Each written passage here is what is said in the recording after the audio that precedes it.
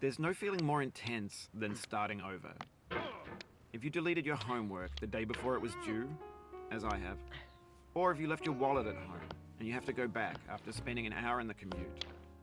If you won some money at the casino and then put all your winnings on red but it came up black. If you got your best shirt dry cleaned before a wedding and then immediately dropped food on it. If you won an argument with a friend and then later discovered that they just returned to their original view.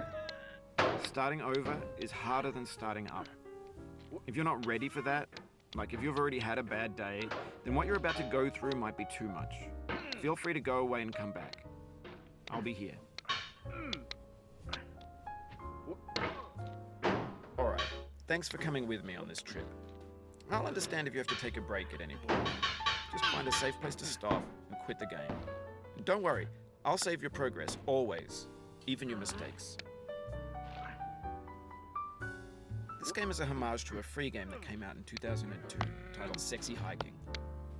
The author of that game was Jazuo, a mysterious Czech designer who was known at the time as the father of B games. And B games are rough assemblages of found objects. Designers slap them together very quickly and freely, and they're often too rough and unfriendly to gain much of a following. They're built more for the joy of building them than as polished products. In a certain way, Sexy Hiking is the perfect embodiment of a B game. It's built almost entirely out of found and recycled parts, and it's one of the most unusual and unfriendly games of its time. In it, your task is simply to drag yourself up a mountain with a hammer. And that act of climbing, in the digital world or in real life, has certain essential properties that give the game its flavor. No amount of forward progress is guaranteed. Some cliffs are too sheer or too slippery. And the player is constantly, unremittingly in danger of falling and losing everything. Anyway, when you start Sexy Hiking, you're standing next to this dead tree that blocks the way to the entire rest of the game.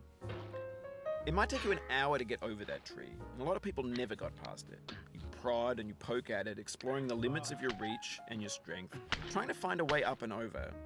And there's a sense of truth in that lack of compromise. Most obstacles in video game worlds are fake. You can be completely confident in your ability to get through them once you have the correct method or the correct equipment or just by spending enough time. In that sense, every pixelated obstacle in Sexy Hiking is real. The obstacles in Sexy Hiking are unyielding, and that makes the game uniquely frustrating. But I'm not sure Jazuo intended to make a frustrating game. The frustration is just essential to the act of climbing, and it's authentic to the process of building a game about climbing. A funny thing happened to me as I was building this mountain. I'd have an idea for a new obstacle, and I'd build it, test it, and it would usually turn out to be unreasonably hard. But I couldn't bring myself to make it easier. It already felt like my inability to get past a new obstacle was my fault as a player rather than as a builder. Imaginary mountains build themselves from our efforts to climb them, and it's our repeated attempts to reach the summit that turns those mountains into something real. When you're building a video game world, you're building with ideas, and that can be like working with quickset cement. You mold your ideas into a certain shape that can be played with, and in the process of playing with them, they begin to harden and set until they're immutable, like rock. And at that point, you can't change the world. Not without breaking it into pieces and starting fresh with new ideas.